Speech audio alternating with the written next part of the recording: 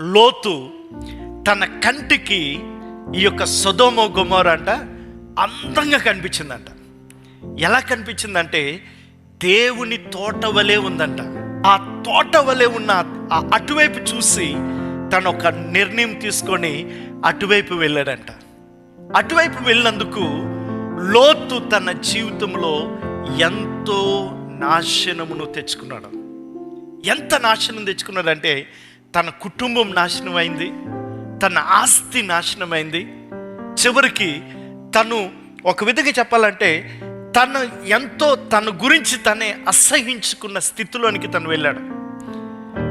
ఒక కుటుంబ యజమానిగా తన కంటికి ఇంపుగా మంచిగా అనిపించిన దానివైపు తను ప్రయాణం చేయడం ద్వారా చివరికి తను ఒక భయంకరమైన స్థితిలో ఉండిపోయాడు.